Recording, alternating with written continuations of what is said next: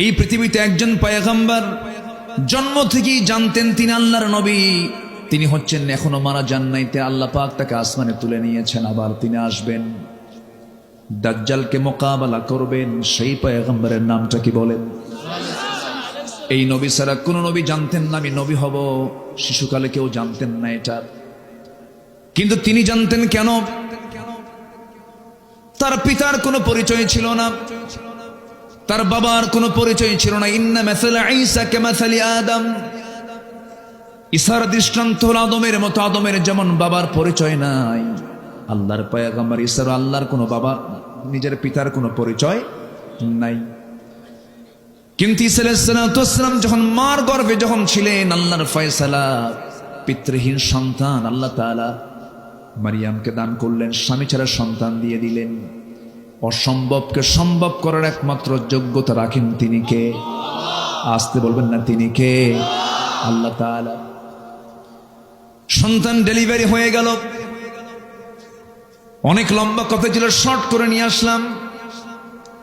মারিয়াম বিনতে ইমরানকে আল্লাহ তাআলা বলেন, ইন্নাল্লাহ আস্তাফাকি ওয়া তাহহারাকি, হে মারিয়াম, আমি তোমাকে নির্বাচিত করেছি, আমি তোমাকে নবীর মা বানাবো। তিনি বললেন, কেমন করে সম্ভব? লাম ইয়ামসাসনি বাশার, কোন পুরুষ আমাকে স্পর্শ করে নাই, আমি কেমন করে মা হব? তাফসীরে এসেছে তিনি হাম্মাম খানার মধ্যে ঢুকেছেন, ফেরেশতা এসে তার জামার আস্তিনটা টান মারলেন, ফুৎকার দিয়ে দিলেন। আর একটা ব্যাখ্যায় পাওয়া যায় তিনি মুখটা হা করলেন, মুখের মধ্যে মুখ গহ্বরে ফুৎকার দেওয়া হলো, মিন্স বন্ধ হয়ে গেল। সন্তান পেটে চলে আসলো। 2 মাস 3 মাস 4 মাস যখন যেতে লাগলো, বাহ্যিক সিমটমটা প্রকাশ পেয়ে গেল। সবাই বলতে লাগলো, মারিয়াম এটা কেমন কথা, তোমার পেটের সন্তান কেমন করে আসলে, এত বড় অঘটন তোমার জীবনে কে ঘটায় দিল? তিনি বললেন, আল্লাহর কসম করে বলি, কোন পুরুষ আমাকে স্পর্শ করে না, আল্লাহ তাআলা আমাকে দান করেছেন। কেউ বিশ্বাস করে না।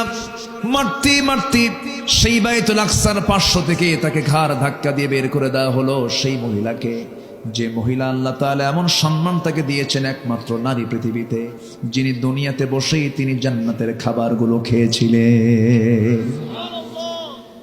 সেই মারিয়ামকে আল্লাহ তাআলা এত সম্মান দিয়েছেন।